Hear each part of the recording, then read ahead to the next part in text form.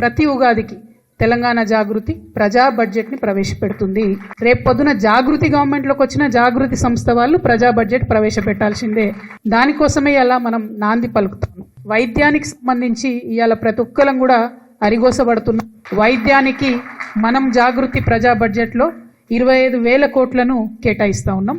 విద్యకు మంచి పెద్దపీట వేసి 30,000 కోట్ల రూపాయలు కేటాయించాలని చెప్పి మేము డిమాండ్ చేస్తూ ఉన్నాం. మరి 10,000 కోట్ల రూపాయలు యూనివర్సిటీలకు కేటాయించాలని డిమాండ్ చేస్తూ ఉన్నాం. 2 లక్షల మందికి ప్రతి సంవత్సరం ఉద్యోగం ఇస్తామన్నారు. ఈ సంవత్సరానికి 2 లక్షల మందికి ఉద్యోగాలు ఇస్తూ దానికి సంబంధించి 3,000 కోట్ల రూపాయలను బడ్జెట్లో పెట్టాలని చెప్పి మేము డిమాండ్ చేస్తూ ఉన్నాం. అన్ని రకాల వర్గాలు కూడా పెన్షన్లు రాకుండా ఇబ్బంది పడుతున్నారు కాబట్టి మీరు పెంచాల్సిన పెన్షన్కి 25,000 కోట్ల రూపాయలు తెలంగాణ జాగృతి ప్రజా బడ్జెట్లో ప్రతిపాదిస్తున్నది. 5,000 కోట్ల రూపాయలు ప్రజా కళాకారులకు పెట్టాలని చెప్పి జాగృతి బడ్జెట్ డిమాండ్ చేస్తూ ఉంది. మీరు ఆడబిడ్డలకు ఏదైతే 2,500 రూపాయలు ఇస్తాం ప్రతి నెల అని చెప్పినరో దానికి సంబంధించి 15,000 కోట్ల రూపాయలు ఈ సంవత్సరానికి సరిపడా పెట్టాలని చెప్పి జాగృతి డిమాండ్ చేస్తూ ఉన్నది. ఇండ్లు కట్టిస్తాం ప్రతి ఒక్కరికి ఇందిరమ్మ ఇండ్లు అని చెప్పిండ్రు. 8 లక్షల ఇండ్లకు సంబంధించి 20,000 కోట్ల రూపాయలు పెట్టాలని చెప్పి ప్రజా బడ్జెట్ జాగృతి తరఫున మేము ప్రతిపాదన చేస్తూ ఉన్నాం.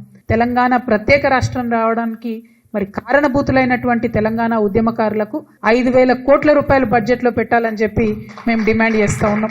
ఆటో డ్రైవర్లకు అనేక మాటలు ఇచ్చిండ్రు. వారి సంక్షేమానికి నెలకు 12,000 ఇస్తామన్న దానికి 100 కోట్ల రూపాయలు పెట్టాలని చెప్పి ప్రజా బడ్జెట్ నుండి డిమాండ్ చేస్తున్నాం.